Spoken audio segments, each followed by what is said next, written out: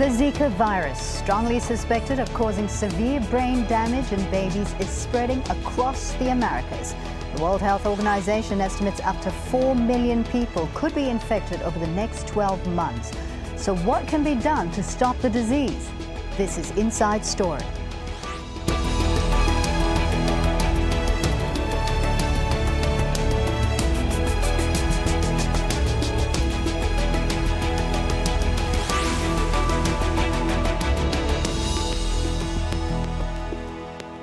Welcome to the program. I'm Fauziah Ibrahim. Explosive. That's how the World Health Organization is describing the spread of the Zika virus across the Americas.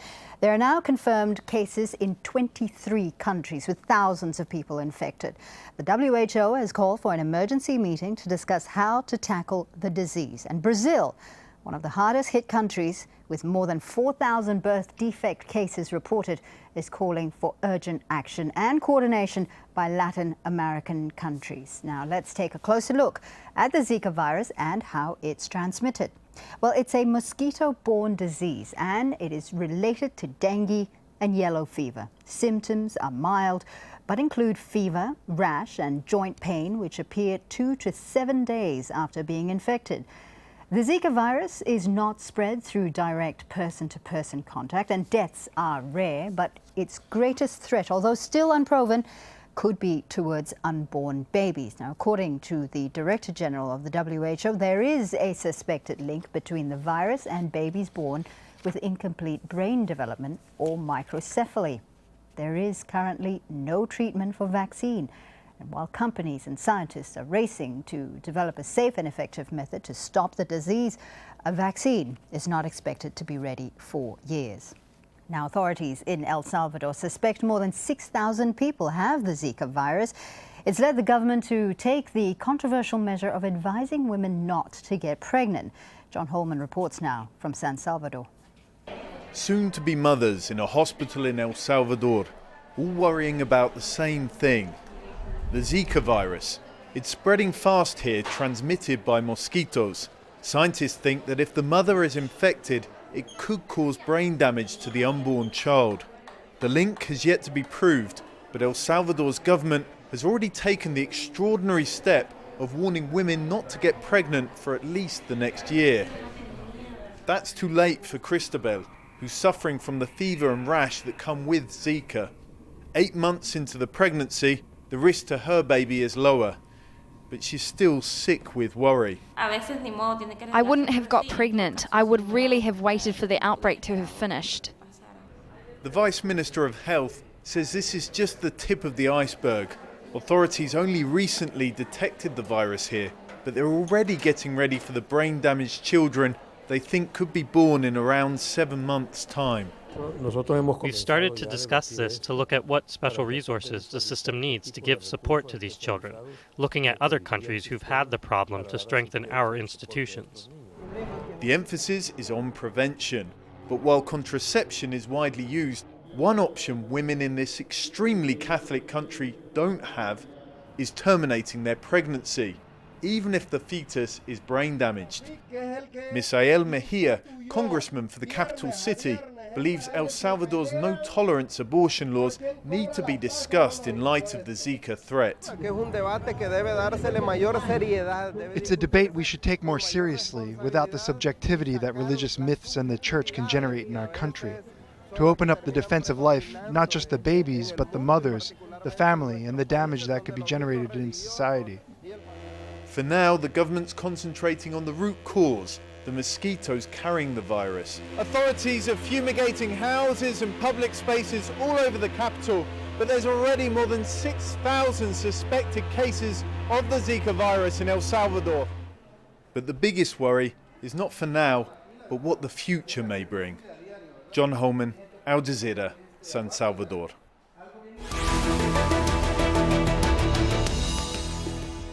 Let's get more now with our panel of guests. And in Nottingham, we have Jonathan Ball, Professor of Molecular Virology at the Faculty of Medicine and Health Sciences at the University of Nottingham. In London, Dr. Nathalie MacDermott, Pediatrician and Clinical Research Fellow at the Department of Medicine at Imperial College London. Nathalie has also worked at Ebola treatment centres in Liberia. And lastly, in Lancaster, Derek Gatherer, virologist and lecturer on biomed and life sciences at Lancaster University. Thank you so much for joining us here on Inside Story. Derek Gatherer, if I could start with you. This is not the first time that we are witnessing the Zika virus. There have been major outbreaks in the past in Asia as well as in French Polynesia.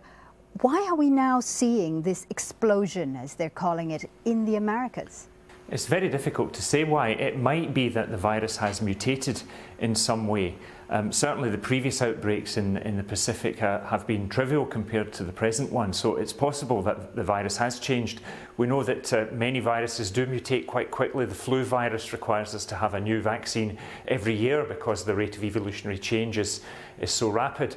On the other hand, it might be that the virus is simply entering a host population, a new host population that has no previous exposure at all, and therefore there's no herd immunity, meaning that the population in general are completely unresistant, and then when people do get bitten and develop an infection, they might develop a high viral load, a high virus titer in their blood. So when the next mosquito flies in and bites them, there's a good chance that mosquito will have a large dose of virus in its blood meal, and therefore a higher chance of passing on the virus to the next person it bites. But in fact, we don't really know, and we'll only really be able to decide when we get more genome sequences from the American outbreak, and we can see whether there has been any genetic change and what the functional significance of that change might be.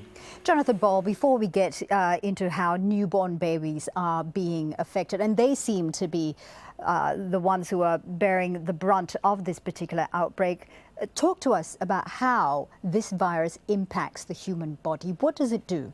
Well, normally it's a fairly trivial infection, so that 4 out of 5 people don't show any symptoms at all. Of the remainder who do show symptoms, they're generally quite mild. You'll get a fever, you may get some joint ache, but generally the symptoms resolve very, very quickly, and you're left in tip-top health, as it were. So it's really this recent observation in South America, first observed in Brazil, of babies being born with microcephaly, that really alerted us to the fact that this virus might be slightly more sinister than we originally thought. That being the case, Nathalie MacDermott, there hadn't been an obvious link to microcephaly in previous outbreaks. Why are we now seeing mothers who have been infected by the Zika virus? Why are they giving birth to babies with developmental problems now? Well, I think we hadn't perceived it before, but we hadn't necessarily seen an outbreak on this scale before. And what we have now is we've seen the virus arrive in Brazil, and we had proven cases of it as of February 2015, although it was probably circulating in the area long before that. And then we started to see an increased number of cases of children with microcephaly being born as of around November time. What we don't know is whether there is a proven link yet between Zika virus and children being born with microcephaly. That has not yet been proven. But what there does appear to be is the arrival of the virus in Brazil, and now an increased incidence of microcephaly in Brazil. So further investigation needs to happen to see if there is an actual direct link between the virus and babies being born with microcephaly, and at what point that's occurring and how that's occurring. But what does need to happen now is obviously pregnant women do need to take good precautions to try and not be bitten and not be infected with the virus, which is very difficult. Indeed, but that needs to happen because of this potential link to try and protect the unborn infants. It is. It's easier said than done.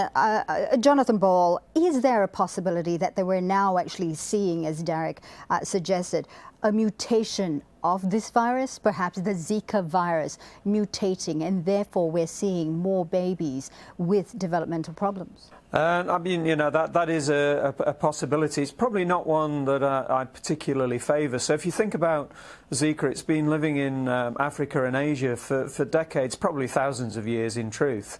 And so populations do build up a resistance to it, they do build up an immunity to it.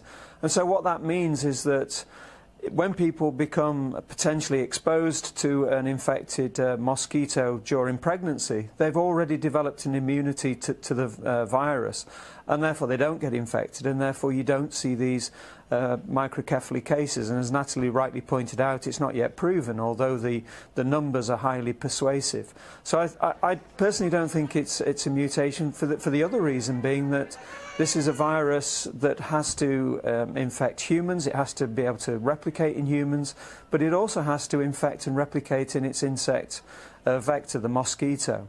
And so that puts a lot of genetic pressure on the virus to stay the same, to enable it to infect those two species, which are very different. So I'm not one who favours the fact that it's mutated, but as Derek rightly said, until we have the sequence data from lots of virus that circulate in South America and Central America, we won't be able to know for sure.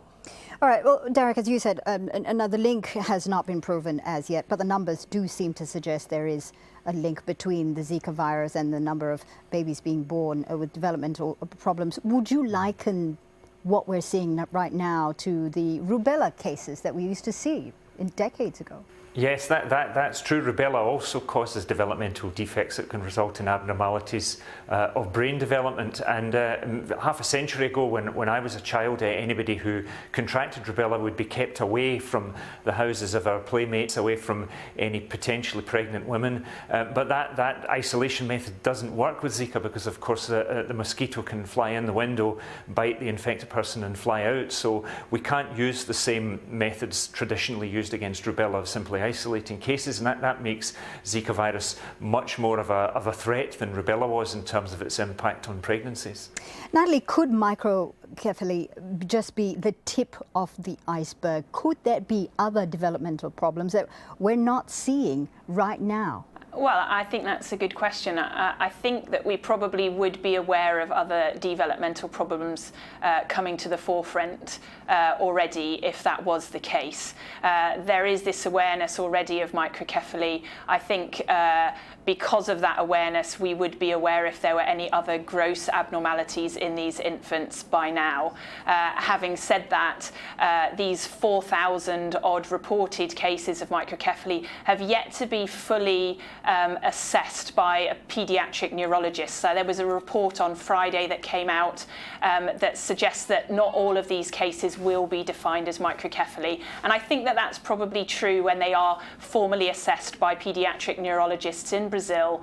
Not all of them will be defined or found to be meeting the accepted definition of microcephaly. So these children do need to be formally assessed to see, do they have any other birth defects as well. But I think if there were any other gross abnormalities, we would be aware of them already by now. I guess a lot of pregnant women would want to know too, when is the most vulnerable time for them to be infected with the Zika virus? Yes, and that's a good question. I guess in terms of Zika, we don't definitively know, but what we do know from women who have contracted infections that do cause damage to unborn infants in pregnancy, we know that it's the first trimester of pregnancy when women are most susceptible. So the first trimester and the early second trimester of pregnancy, that's when the baby is developing very rapidly and it's most susceptible to insults and interruptions in development. So those sort of first 12 weeks of development or the first 12 weeks of pregnancy is when that baby is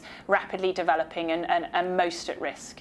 Jonathan Ball, are the health systems of these worst affected countries able to provide the needed aid for those who are affected by the Zika virus? And no doubt the aid, that help that's also needed for children who have been born with developmental problems.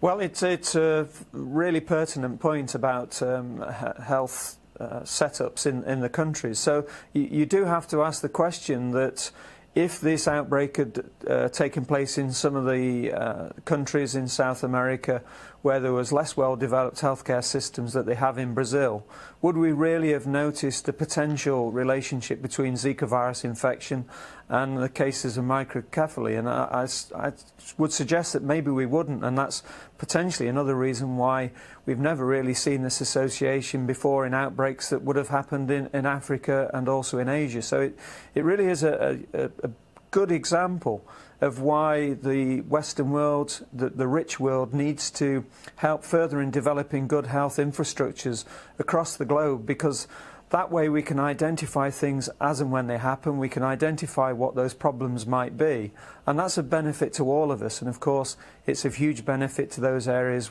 who are suffering the outbreak at the time. So in terms of the question as to whether or not the infrastructures are adequately developed in those countries, it's very diverse. There are some systems which are very good. For example, in Brazil, there are other areas, countries, where that healthcare system isn't as well developed. And obviously, unfortunately, you're going to see people having different levels of care and different levels of follow-up.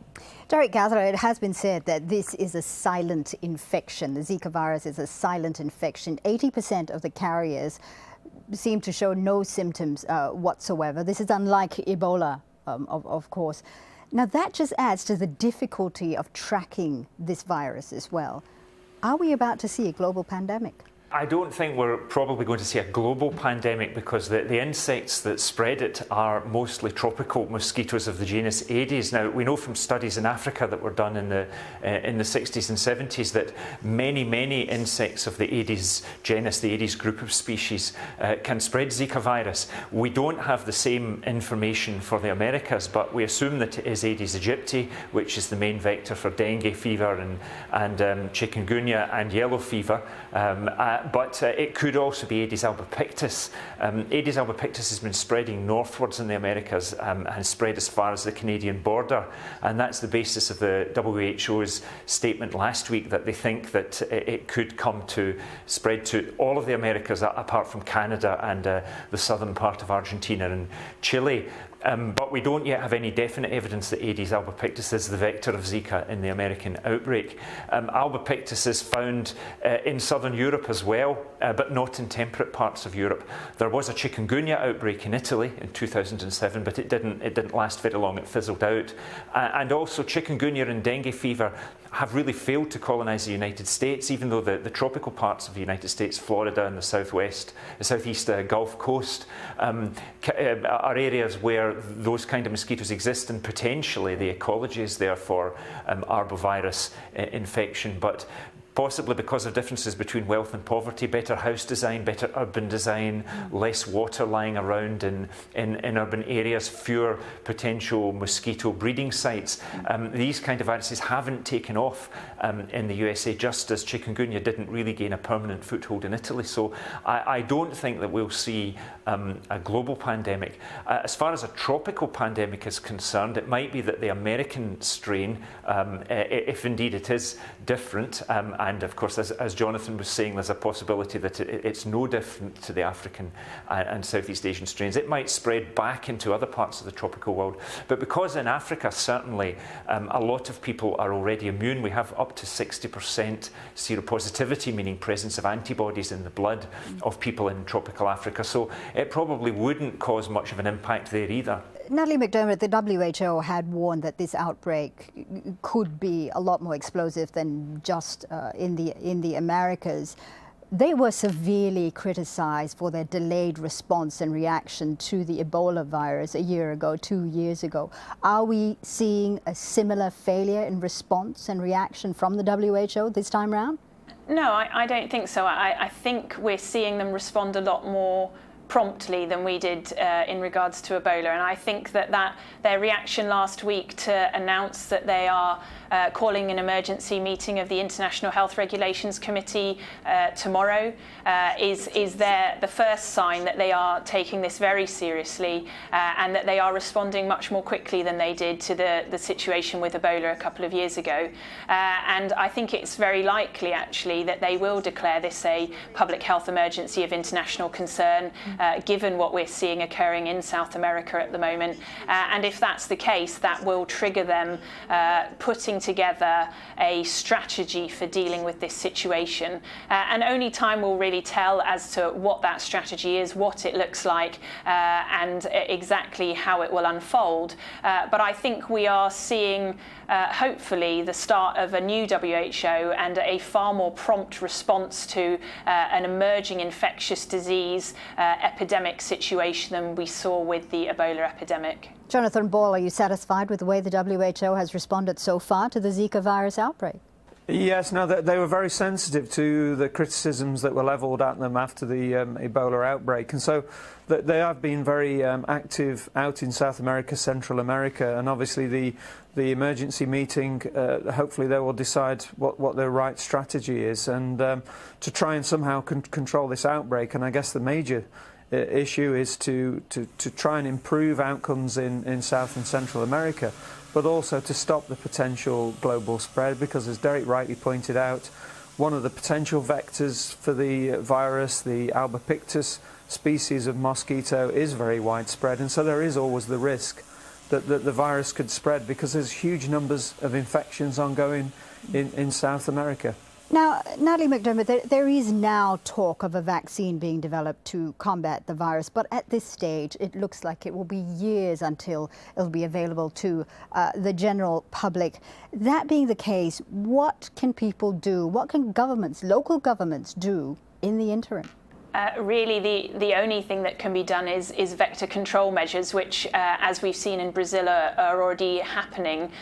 So that's basically trying to bring the mosquito population under control and try and reduce the volume of mosquitoes in the country. So we've seen them trying to reduce the number of water carriers in the country where the mosquito population might breed. So we've seen the military going around and checking the homes in the country where the mosquitoes might be breeding. We've seen them spraying chemicals to try and kill the mosquito population. So the ones they're spraying are to kill the adult mosquitoes, but there are various chemicals they can use to try and treat water sources to kill the mosquito larvae as well. And then we've also seen them introducing a sort of a genetically modified mosquito population into Brazil. That mosquito population are designed to breed with the wild mosquitoes, and when they breed, they produce an offspring that essentially has a lethal gene in them that means they cannot survive, and that hopefully helps to reduce the mosquito numbers in country and thereby reduces the ability of the mosquito to transmit the virus. Now, that should reduce the amount of virus being transmitted in the country, but it probably won't completely eliminate it. So it might bring the epidemic under control somewhat and reduce the number of cases, but it probably won't eliminate it completely. And really the answer to eliminating it completely is a vaccine. But I think what we have seen with the Ebola epidemic is that the possibility to fast-track a vaccine really is there. And once you have the early stages of a vaccine, to get it through clinical trials much quicker than we've seen previously is there. So the possibility for a vaccine to be available much quicker than we've seen in the past is very much a possibility. And I think that is the hope. And perhaps once the WHO has put together a strategy, the possibility for fast-tracking a vaccine might become more of a reality. Derek Gatherer, we're just running out of time. Now, recently we witnessed the battle against Ebola. We also have seen the fears that was caused by the H1N1 virus some years ago as well. Now we're seeing the problems of the Zika virus and of all sorts of fears as well around that particular virus. Talk to us about the difficulties of trying to spot the next health problem. I think Zika shows us that it's even more difficult than we thought. Flu, H1N1 influenza, was always pretty high up the list of something that might cause a global problem. Ebola was always known to be a very dangerous virus with a very high mortality rate, but we didn't really appreciate just how fast Ebola could spread or how large an outbreak could occur, but we still had Ebola on the radar. With Zika virus, it was completely off the radar. There was absolutely no indication that such an obscure virus, which had a mere dozen cases in the literature up until 2007, could possibly become the global threat that it is today. So there may well be other things out there. lurking.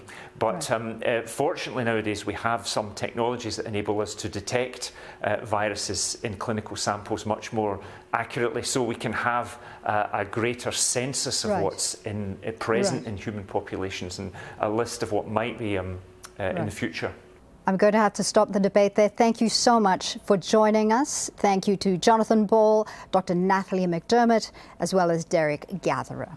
And thank you, our viewers, for watching. You can always get more on our program from our website, aljazeera.com, or our Facebook page, facebook.com/AJ Inside Story. You can always tweet us on @AJ Inside Story. From me and the team, thanks for watching.